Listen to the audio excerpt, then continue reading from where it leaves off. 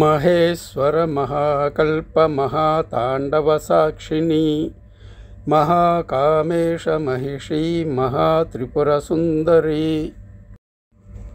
ఇప్పుడు 57వ శ్లోకానికి అర్థం చెప్పుకుందాం. మహేశ్వర మహాకల్ప మహాతాండవసాక్షిణి అంటే సదాశివునిచే మహాప్రళయ సమయమునందు చేయబడు గొప్ప తాండవ నృత్యమునకు సాక్షి స్వరూపిణి. మహాకామేశ మహిషి మహేశ్వరుని ప్రధాన రాణి. మహాత్రిపుర సుందరి గొప్పదైన త్రిపుర సుందరి.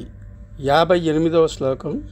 చతుషష్టుపచారాఢ్య చతుషష్టి కళామయీ మహాచతుషష్టి కోటి యోగిని గణసేవిత. చతుషష్టుపచారాఢ్య 64 ఉపచారములతో సేవింపబడినది. చతుషష్టి కళామయీ అంటే 64 కళలు గలది. మహాచతుషష్టి కోటి యోగిని గణసేవిత గొప్పదైన 9 వేర్వేరు చక్రాలలో అంటే శ్రీచక్రంలో 9 ఆవరణలు ఉంటాయి. దాంట్లో 64 కోట్ల యోగిని బృందముచే సేవింపబడినది. ఇప్పుడు 59వ శ్లోకం చెప్పుకుందాం. మను విద్య చంద్ర విద్య చంద్రమండల మధ్యగా చారు రూప చారుహాస చారు చంద్రకళాధర. ఇప్పుడు 59వ శ్లోకానికి అర్థం చెప్పుకుందాం. మను విద్య అంటే మనువు చేత ఉపాసింపబడిన శ్రీ విద్యారూపిణి. చంద్ర విద్య చంద్రుని చేత ఉపాసింపబడిన శ్రీ విద్యారూపిణి. చంద్రమండల మధ్యగా అంటే చంద్రమండలము మధ్యగా నుండునది. చారు రూప అంటే మనోహరమైన రూపము కలిగినది. చారుహాస అందమైన మందహాసము అంటే చిరునవ్వు కలది. అందమైన మందహాసం చిరునవ్వు కలది. చారు చంద్ర కళాధర అందమైన చంద్రవంకను ధరించున్నది. ఇప్పుడు 60వ శ్లోకం చెప్పుకుందాం. చరాచర జగన్నాథ చక్రరాజనికేతన పార్వతీ పద్మనయన పద్మరాగ సమప్రభ. ఇప్పుడు 60వ శ్లోకం అర్థం చెప్పుకుందాం. చరాచర జగన్నాథ అంటే కదలని ఈ జగత్తుకు అధినాథురాలు. చక్రరాజ నికేతన శ్రీచక్రరాజమే నివాసముగా కలది. పార్వతి అంటే పర్వతరాజు యొక్క కుమార్తె. పద్మనయన పద్మముల వంటి నయనములు కలది అంటే పద్మముల వంటి కన్నులు కలది. పద్మరాగ సమప్రభ మిక్కిలి ఎర్రనైన పద్మరాగమణితో సమానమైన కాంతి కలది. ఇప్పుడు 61వ శ్లోకం చెప్పుకుందాం. పంచప్రీతాసనాసీన పంచబ్రహ్మస్వరూపిణి చిన్మయీ పరమానంద విజ్ఞాన ఘనరూపిణి. ఇప్పుడు 61వ శ్లోకానికి అర్థం చెప్పుకుందాం. పంచప్రీతాసనాసీన అంటే పంచప్రేతాలైన బ్రహ్మ విష్ణు రుద్ర ఈశ్వర మరియు సదాశివులను ఆసనముగా కలిగినది. అంటే తమ శక్తులు లేనప్పుడు వారు ప్రేతలగుచున్నారు. వాళ్ళందరికీ కూడా శక్తిని ఇచ్చేదన్నమాట అమ్మ. పంచబ్రహ్మస్వరూపిణి అంటే 5 బ్రహ్మలు బ్రహ్మ విష్ణు రుద్ర ఈశ్వర మరియు సదాశివులు తమ శక్తులు ఉన్నప్పుడు స్వరూపమైనది అనమాట. 5 బ్రహ్మల స్వరూపమైనది. చిన్మయి అంటే జ్ఞానముతో నిండినది. పరమానంద అంటే బ్రహ్మానంద స్వరూపము. విజ్ఞాన ఘనరూపిణి విజ్ఞానము అంటే స్థిరత్వము పొందిన రూపము గలది. ఇప్పుడు 62వ శ్లోకం చెప్పుకుందాం. ధ్యాన ధ్యాతృధ్యేయ రూప ధర్మ వివర్జిత విశ్వరూప జాగరిణి స్వపంతి తైజసాత్మిక. ఇప్పుడు 62వ శ్లోకానికి అర్థం చెప్పుకుందాం. ధ్యాన ధ్యాతృధ్యేయ రూప అంటే ధ్యాన అంటే ఉపాసన. ధ్యాతృ ఉపాసన ఇది కూడా ధ్యేయాల యొక్క సమిష్టి సమైక్య స్వరూపిణి. ఉపాసన ధ్యేయాల యొక్క సమిష్టి సమైక్య స్వరూపిణి అని. ధర్మ వివర్జిత ధర్మం మరియు అధర్మం రెండింటికి అతీతమైనది. అంటే న్యాయం అన్యాయానికి రెండింటికి కూడా అతీతమైనది. విశ్వరూప విశ్వమంతా తన స్వరూపంగా కలిగినది.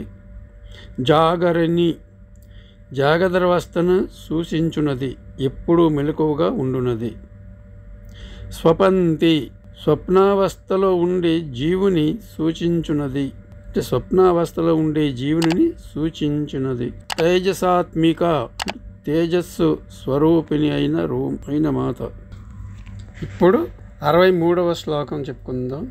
సుప్త ప్రాజ్ఞాత్మికాతుర్య సర్వావస్థా వివర్జిత సృష్టికర్త్రీ బ్రహ్మరూప గోప్త్రీ గోవిందరూపిణి. ఇప్పుడు ఈ 63వ శ్లోకానికి అర్థాలు చెప్పుకుందాం. సుప్త నిద్రావస్థను సూచించున్నది. ప్రాజ్ఞాత్మిక అంటే నిద్రలో కూడా జీవిలో పనిచేసే లక్షణము కలది. తుర్య అంటే తుర్య స్థితిని, అంటే జాగ్రత్త సుషుప్నలు 3 అవస్థలు, 4వది తురీయావస్థ. ఆత్మ యొక్క అంతిమ సాక్షాత్కారం పొందబడుతుంది. తురీయ స్థితిని సూచించున్నది. సర్వావస్థా వివర్జిత అంటే అన్ని అవస్థలను విడిచి అతీతముగా నుండున్నది. మొత్తం 5 జాగ్ర స్వప్న సుషుప్నలు, తురీయావస్థ మరియు తురీయాతీత అవస్థలు విడిచి అతీతముగా నుండున్నది. సృష్టికర్త్రి అంటే సృష్టిని చేయున్నది. బ్రహ్మరూప అంటే చతుర్ముఖ బ్రహ్మస్వరూపిణి, 4 ముఖాలు కలవాడు చతుర్ముఖ బ్రహ్మ. ఈమె కూడా అలా 4 ముఖాలతో ఉంటుంది ఒక్కొక్కసారి అవతారాలను బట్టి. గోప్త్రి జగత్తును సంరక్షించే లక్షణం కలది. గోవిందరూపిణి అంటే ధర్మము రక్షించు గోవిందుని స్వరూపములో ఉండున్నది. ఇప్పుడు 64వ శ్లోకం చెప్పుకుందాం. సంహారిణి రుద్రరూప తిరోధానకరీశ్వరి సదాశివానుగ్రహద పంచకృత్యపరాయణ. ఇప్పుడు 64వ శ్లోకానికి అర్థం చెప్పుకుందాం. సంహారిణి అంటే ప్రళయకాలంలో సమస్త జీవజాలాన్ని తనలోకి ఉపసంహరణ గావించి లీనము చేసుకున్నది. అంటే ఈ ప్రపంచాన్ని అనుస్వరూపంగా నాశనం చేసేది. రుద్రరూప అంటే రౌద్ర రూపం గలది, రుద్రుని స్వరూపిణి. తిరోధానకరి అంటే విశ్వాన్ని సంపూర్ణంగా నాశనం చేయనట్టిది. ఈశ్వరుని యొక్క శక్తి రూపములో ఉండున్నది. సదాశివ స్వరూపిణి. అనుగ్రహద అంటే అనుగ్రహమును ఇచ్చున్నది. పంచకృత్య పరాయణ అంటే సృష్టి స్థితి లయ అదృశ్యం చేయడం మరియు అనుగ్రహించడం అనే 5 విధులను యందు ఆసక్తి కలది, నిమగ్నమైనది. ఇప్పుడు 65వ శ్లోకం చెప్పుకుందాం. భానుమండల మధ్యస్థ భైరవి భగమాలిని పద్మాసన భగవతి పద్మనాభ సహోదరి. ఇప్పుడు 65వ శ్లోకానికి అర్థం చెప్పుకుందాం. భానుమండల మధ్యస్థ అంటే సూర్యమండల మధ్య భాగంలో ఉండున్నది. భైరవి అంటే భైరవుని భార్య, అంటే శివుని భార్య. భగమాలిని అంటే షడ్గుణైశ్వర్యాలను మాలగా ధరించడం, అంటే పరిపూర్ణత, ఆధిపత్యం, కీర్తి, సంపద, నిర్లిప్తత మరియు జ్ఞానం, అంటే వీటిని మాలగా ధరించినది. పద్మాసన అంటే పద్మాసనమునందు ఉండున్నది. భగవతి అంటే దేవతలందరి చేత సేవింపబడున్నది. పద్మనాభ సహోదరి అంటే విష్ణుమూర్తి యొక్క సహోదరి. ఇప్పుడు 65వ శ్లోకం. ఉన్మేష నిమిషోత్పన్న విపన్న భువనావలి సహస్రశీర్షవదన సహస్రాక్షి సహస్రపాత్. ఇప్పుడు 36వ శ్లోకానికి అర్థం చెప్పుకుందాం. ఉన్మేష నిమిషోత్పన్న విపన్న భువనావలి అంటే తన కనురెప్పలను తెరవడం మరియు మూసివేయడం ద్వారా విశ్వాన్ని సృష్టించి నాశనం చేయున్నది. సహస్రశీర్షవదన అనంతమైన ముఖాలు కలిగినది. సహస్రాక్షి అనంతమైన కన్నులు కలిగినది. సహస్రపాత్ అనంతమైన పాదములు కలిగినది. ఇప్పుడు 67వ శ్లోకం. ఆ బ్రహ్మకీట జననీ వర్ణాశ్రమ విధాయిని విజ్ఞాన రూప నిగమ పుణ్యఫలప్రద. ఇప్పుడు 67వ శ్లోకానికి అర్థం చెప్పుకుందాం. ఆ బ్రహ్మకీట జనని అంటే బ్రహ్మ నుండి కీటకముల వరకు సర్వజీవులను సృష్టించున్నది. వర్ణాశ్రమ విధాయిని అంటే 4 వర్ణములను ఆశ్రమములను విభజించి జీవులు వారి వారి ధర్మాలను నిర్వర్తించేటట్లు చూసేది. విజ్ఞాన రూప నిగమ వేదరూపం అయినది. పుణ్యఫలప్రద అంటే మంచి పనులను చెడ్డ పనులను వాటికి తగిన ఫలములను చక్కగా ఇచ్చున్నది. ఇప్పుడు 68వ శ్లోకం చెప్పుకుందాం.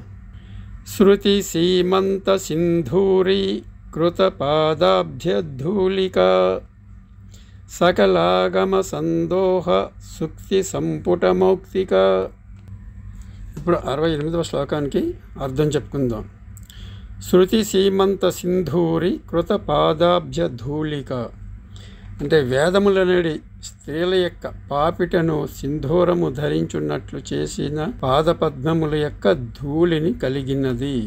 సకలాగమ సందోహ సుక్తి సంపుట మౌక్తిక అన్ని వేద శాస్త్రములలోని ముత్యపు చిప్పలలో చక్కగా ఉంచబడిన లేదా నిక్షిప్తము చేయబడిన ముత్యము వంటిది. ఇప్పటి వరకు 68 శ్లోకాలకు 297 నామాలకు అర్థాలు చెప్పుకుందాం. ఇక మిగిలినవి తర్వాత ఎపిసోడ్ నుంచి చెప్పుకుందాం. అంతవరకు సెలవు.